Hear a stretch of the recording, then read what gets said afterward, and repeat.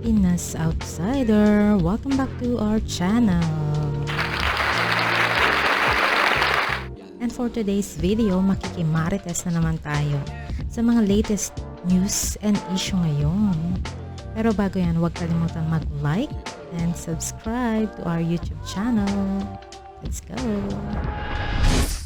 Julia, na may anggulo ng investigasyon ng ICC o International Criminal Court sa drug war sa Pilipinas na pinag-aaralan pa nila kung paano tutugunan. May kinalaman ito, Anya, sa maaring pagpasok ng International Police o Interpol sa issue naman ng drug war at kung ipapaaresto ang mga isinasangkot dito. At ipinaliwanag nga ng DOJ na bagamat hindi sakop ng ICC ang Pilipinas, kabahagi naman ng bansa ng Interpol. Magkakaroon ani ng problema ang Pilipinas kung pipigilan nito ang pagtupad ng Interpol sa legal nilang obligasyon. Nilinaw naman ni Remulla na pinag-aaralan pa nilang issue at kung ano nang ang gagawin ng bansa kapag dumating ang naturang sitwasyon. Ano masasabi mo, Attorney? Well, with all due respect dun sa mabuti kong kaibigan at matalik na kaibigan ng si Secretary Remulla, mali po yan.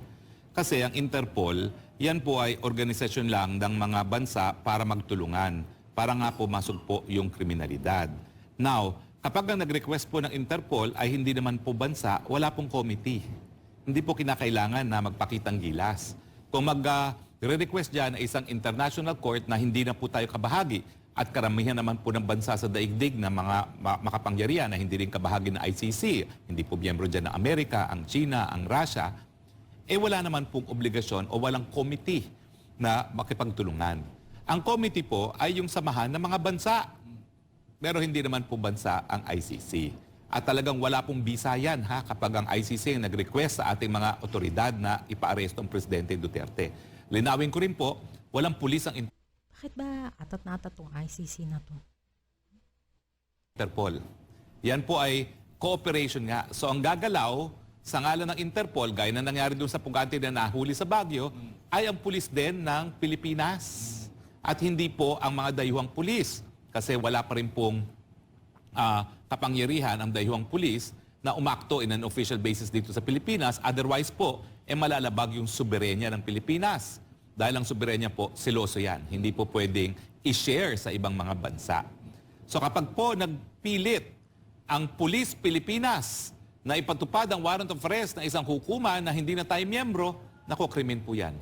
Yan po ay illegal detention, parang kidnapping. Kasi wala pong legal na basihan para arestuhin ang taong bayan sa bisa ng isang warrant of arrest sa ICC kung saan hindi na tayo miyembro. So malinaw po yan. Kaya nga po kahapon ako inanawagan sa mga otoridad na wag silang magpapatupad ng mandamiento de aresto na galing sa isang hukuman na hindi na tayo miyembro. Dahil krimen po yan. Now, kapag naman ikaw ay merong valid na warrant of arrest galing sa hukumang Pilipino at hindi, ano pala, baliktad. Kapag ikaw naman ay nag-aresto na walang warrant of arrest galing sa hukumang Pilipinas, meron ka lang hanggang 36 hours na sampahan ng kaso yung taong yon. Otherwise, ikaw naman ay makakasuhan din ng illegal detention beyond 36 hours. Na pag ikay nag-aresto na walang mandamiento de aresto. No? So, malinaw po yan ha. Ang Interpol, walang sariling pulis. Ang gagalaw po dyan, PNP, NBI at iba pang law enforcement agency. Kapag gumalaw po sila sa pamamagitan o dahil po sa bisa ng isang warrant of arrest na inisyu ng ICC na hindi na tayo miyembro, yan po'y krimen. Unlawful detention na po yan. Okay? Kidnapping. So wag po kayong gagalaw dahil talagang kayo po'y magkakaroon ng personal na pananagutan kapag in-enforce nyo ang warrant of arrest ng isang hukuman na hindi na po tayo kasapi. At ulitin ko po ha, yung committee exists only between nations. Wala pong committee between a state and the International Criminal Court. Ang meron lang po is treaty obligations. At dahil hindi po tayo miyembro ng ICC, wala na po tayong treaty obligation na makipagtulungan sa International Criminal Court. Sana po malinaw yan. Last Pebrero, attorney, inihayag ng Philippine National Police, kasi di ba napaugong yung may mga warrants na ang ICC, no? At sabi ng PNP, kanilang i-ignore ito na i-issue, ibig sabihin hindi nila i-implement ito. Kumbaga, at ayan ang sinabi mo, coordinating agency lang pala itong Interpol. So basically, ang uutusan nila itong PNP na Ang i-implement. papakiusapan naman. Papakiusapan nila ang PNP na ipatupad ito. Pero last Pebrero, sinabi nila ng PNP na kung may warrant of arrest ang ICC, hindi nila ito i-implement kasi nga wala na sa jurisdiction ang Pilipinas sa ICC. Tumpak po yan. No? In fact, wala na kahit anong obligasyon na makipag-cooperate. In fact, sinabi rin niya ni Secretary Remulla, sinabi rin niya ni Solgen na Maynard Guevara, hindi ko maintindihan bakit sila nagbabago ng tono. Ito po ay usaping legal. Pareho naman sila abogado. Hindi naman po pwede ang politika ang dahilan para magbagong legal opinion. Kasi ang legal opinion dapat hindi nagbabago dahil yan nakabase sa saligang batas, nakabase po sa tratado na hindi na tayo kasapi. Nakapagtataka lang po talaga. At ang aking conclusion, politika ang dahilan sa pagbabalentong, pero hindi po dapat na ang politika ang magiging basehan ng legal opinion. Dapat po ang saligang batas. So, ulitin natin, attorney, bagamat ang kanyang pangalan ay Police, International Police, Nakakadismaya naman yan. Tandaan nyo yan, ha? Pag tumakbo yan, ha? wala siyang arresting powers. Unang-una, walang pulis. Wala ring ang agents or Interpol. police. Oo. Kasi ibig sabihin, walang tao yan na mag-aaresto. Nakasalalay sila sa mga pulis ng iba't ibang bansa na miyembro ng Interpol. At yan po talaga namang kooperasyon lang. Pag nasa red list, tignan nyo baka nandyan. Okay? Kaya nagtataka ko, sinasabi nila, ako daw concealing and harboring a criminal. Kung ang China nga hindi nagpalagay sa Interpol, di malalaman na may pugante rito, ako pa kaya. Di ba? Nasaan yung requirement na may knowledge? Hello? Hindi tugma ang mga Hindi payag tugma nila. talaga. Well, siyempre, pinalalaki lang issue, no? Pero anyway, yun po, malinaw po ha, walang pulis ang Interpol na po pwedeng pumasok para arestuhin ng presidente at pag nangyari po yun, po pwedeng mag-resist ang presidente. At sinabi na rin Pag na... nagkaroon ng barilan yan at dahil may baril ang mga dayuhang pulis, abay, walang liability ang presidente dyan. Oo. Totoo lang, dahil kaya may karapatan siya na depensahan ang kanyang sarili. At yung mga pulis Pilipino naman, pag kayo'y sumunod sa warrant of arrest na isang dayuhang hukuman na hindi na tayo miyembro, naku, kidnapping po yan. Unlawful detention. Last year, attorney, isang taon mahigit na nang inihayag ni Secretary Remulla ang mga katagang ito dahil nga paulit-ulit itong sinasabi na may saklaw pa ng ICC, no, yung kanilang ruling ang Pilipinas. Sabi niya dito, and I quote, hindi tayo pwede magpasakop sa mga taong nais pakialaman ng sistemang hustisya na gumagana naman sa ating bansa. Kaya ang pakikialam sa ating bansa na mga banyagang ito ay para bang senyales din na gusto nilang bumalik sa colonialism na hindi tayo papayag. Dapat sabihin niya kay PBBM yan. Ang mas gusto kong quote niya, yung papahuli niya ang kahit sinong ICC na pumasok sa bansa. O may ganyan siyang deklarasyon eh. Kasi yan yung binabantayan ko. Alam mo, nung tinetrace ko kung paano talaga ako naging kritiko ng gobyerno, yan nga po. Mga panahon ngayon, nung nakalipas na taon, 2023, napansin ko na parang nagbabago na ang deklarasyon ng Department of Justice. Doon sa hindi talaga tayo makikooperate, ipakuhuli, hanggang sa pag-aaralan ang pagbalik natin sa ICC. So doon ako nabahala kasi ang tanging dahilan lang kung sila talaga ay makikipagtulungan sa ICC, gusto talaga nilang mawala ang problema na ang tawag ay Rodrigo Roa Duterte. Diba? At saka magkaiba yun. din, attorney. Yung sinasabi nilang hindi makikipag-cooperate, hindi makikipagtulungan, pero ang sinasabi nila ngayon, hindi nila pipigilan. Magkaiba po yun. Magkaiba po yun dahil ang sinabi nila dati nga, papa-aresto kapag pumasok eh. Kasi that is arrogation of authority. Kumbaga, kinuha nila sa kanilang kamay ang isang katungkulan na nakareserba lamang para sa mga Pilipinong pulis. At saka nung nagkaroon ng assertion ng ICC sa ruling na mayroon dang insidente ng pang-aabuso di umano sa nakalipas na administration, ang sabi dito ni Justice Secretary Remulla, and I quote, "Error in judgment yan. Ang legal system natin relies on evidence. We look for evidence whenever we move. Hindi tayo pwedeng manisi ng tao nang wala tayong ebidensya na pwedeng iharap laban sa mga naakusahan." Yan siguro yung dapat banggitin niya kay Senador Risa, attorney. Oo nga. At saka binabanggit din ni Secretary Remulla, attorney, magkakaroon daw ng problema ang Pilipinas kung pipigilan natin yung pagtupad ng Interpol ng kanilang legal na nilang obligasyon. Ang problema ba ang posibleng Pero mangyari? police din natin yung... Imposible po magkaroon ng problema kasi nga wala ang sariling pulis ang Interpol. Ang gagamitin po ng Interpol sa pamamagitan ng kooperasyon ay pulis Pilipino rin. So wala pong ganung problema. Imposible po yan. Baka magkaroon ng problema yung mga politiko. Tanong lang po yun. Samantala, attorney, may reaksyon naman ngayon ang mga kababayan nating Muslim sa Davao City. Kaugnay naman sa panggigipit ng Marcos Jr. administration sa the Kingdom of Jesus Christ. Narito balita ni MJ Mondihar. Sir, malinaw na ito ay religious persecution sa inyo pong pananaw. Yun ang sa tingin ko na inaharas nila yung religious group na anytime huliin nila dahil nasa kamay nilang batas. Yan ang komento ni Randy Usman, ang dating representante ng Tribo Maranao sa pamahalaang pansyudad ng Davao. Ngayon, ang anak na ni Usman ang deputy mayor ng Tribo. Ito Miyerkules, nagtipon-tipon ang deputy mayors ng 11 tribo ng syudad para magpahayag ng suporta sa mga Duterte. Kasabay na dyan ang suporta nila sa Kingdom of Jesus Christ o KOJC na subject ngayon ng matinding surveillance ng pamahalaan ni Marcos Jr. Ayon kay Usman, malinaw na religious persecution ang ginagawa sa KOJC, bagay na nakakaapekto din sa kanilang mga Muslim. Yes, kasi alam man nila na yan religious group na ang QGC ay si religious group, separate of state man yan. Hindi yan pwede uliin yan. Kaya dapat alamin nila muna ang batas kung tama ba ang gagawin nila. Ginagarantiya ng Section 5 ng Bill of Rights ng 1987 Constitution ang religious freedom. Kalayaang araw-araw na nalalabag para sa mga taga-KOJC dahil sa matinding pressure at pagmamanman ng pamahalaan. 24/7 binabantayan ng mga pulis ang buong perimeter ng religious compound. Bago ito, nauna nilang inatake ang lugar noong June 10, 2024 na nagdulot ng matinding troba sa mga manggagawa ng simbahan. Lahat ng ito para lamang sirain ang kredibilidad ng KOJC at ng spiritual leader nito na si Pastor Apollo C. Kibuloy.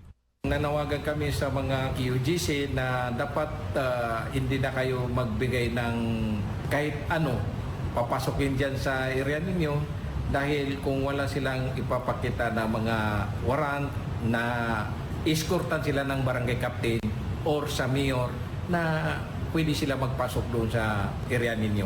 Para sa 11 tribo ng Davao, ang kalupitan ng Marcos Jr. administration sa mga Duterte, lalo na sa KOJC, ay tahasang paninira sa kapayapaan ng Davao City.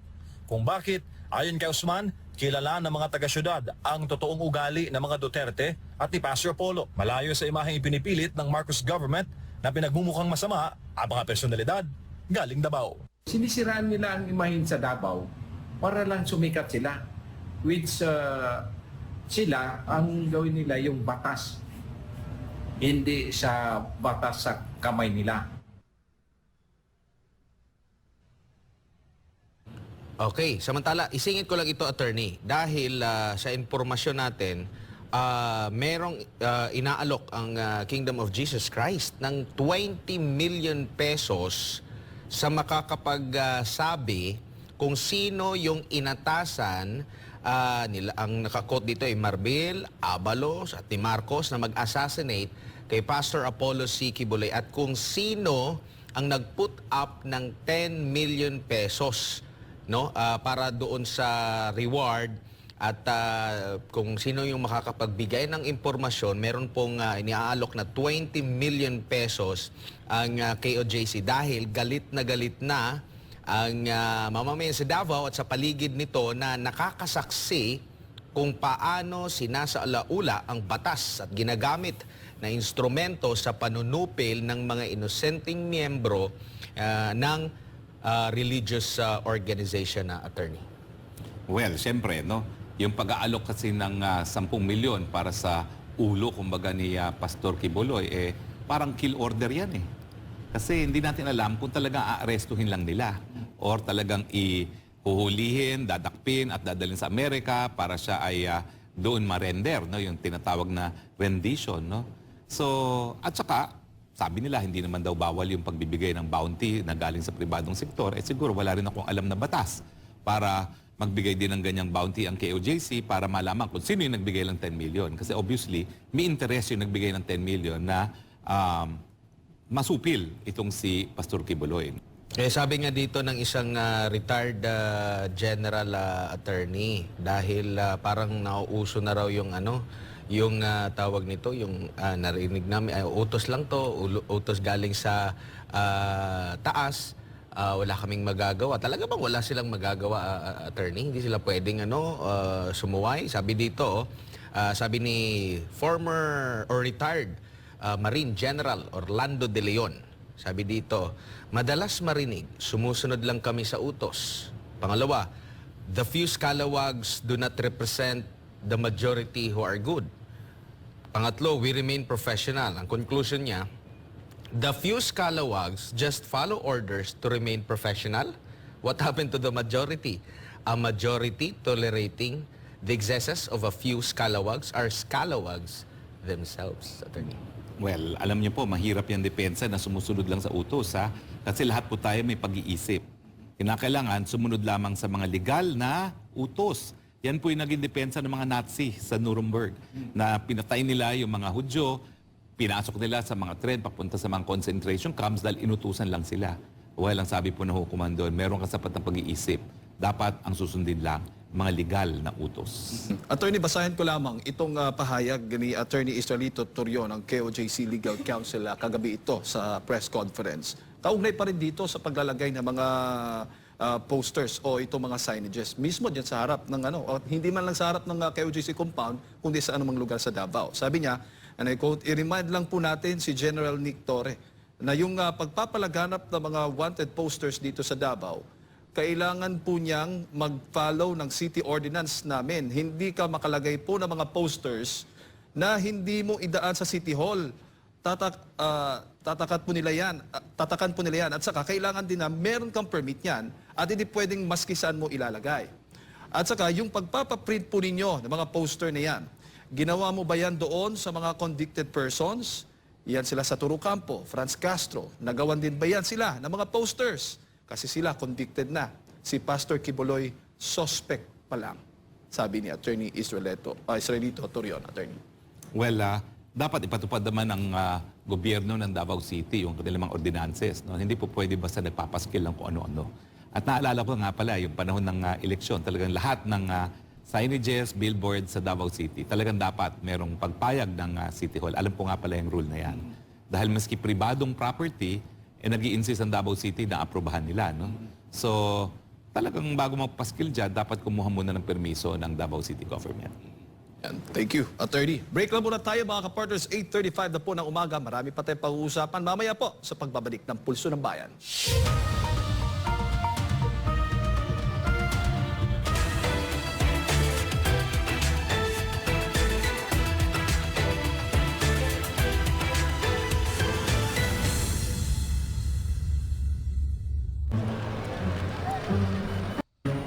Kita ko yan. Ilang ang sabayad siya.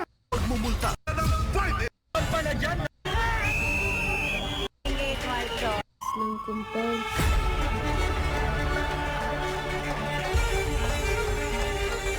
Nadala kami, may nakasampa na dyan na mga full battle gear.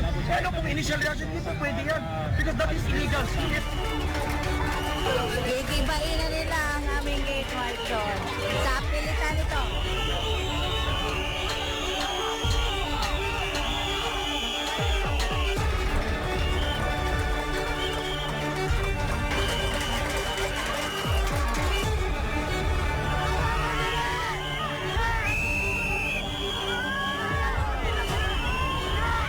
Parang ang gulo-gulo naman sa Davao na ngayon. Ano ba nangyayari?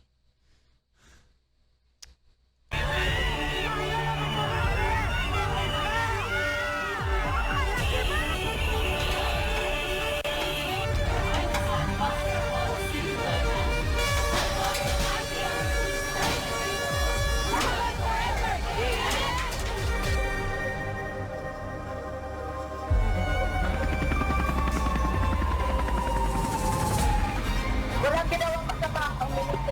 Tingnan nyo, oh. Parang ano. Ano ba to? Ang kinigera. puro dalangin, puro kabutihan, puro pag-ibig para sa ating bansa. Huwag na huwag yung gagawin kung ano man ang ilusot sa inyo. Alam nyo ang nangyari mula sa simula. Puro false accusations lang. Puro kasinungalingan lahat. Walang katotohanan. Kung nakikinig kayo sa nunod ngayon kay Pastor, alam nyo kung ano ang pinakangaral ni Pastor. Puro pag-ibig ng ating dakilang amang pinangangaral ni Pastor. Attorney, nagpalabas pala ng official statement ang mga concerned retired generals ng Davao Region. Basahin ko lang, and I quote, "We, the concerned retired generals of Davao Region, express our profound and urgent concern over the recent unprecedented changes within the Philippine National Police, or PNP.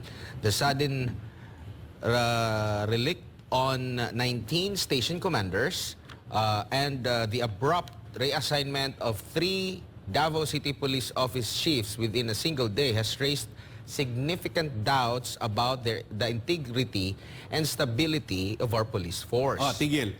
Meron pong duda ngayon sa integridad ng ating kapulisan. Okay.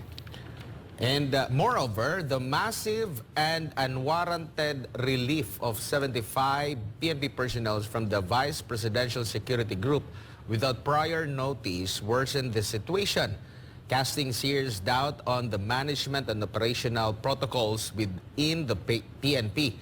Such drastic actions executed without adequate explanation or due process are deeply troubling and have a far-reaching implications for public trust and security. Yung pag-alis ng 75 mga pulis na seguridad ni BP Sara na hindi po sang-ayon sa proseso ay nagkakaroon din po ng matinding epekto sa pagganap ng katungkulan ng mga kapulisan.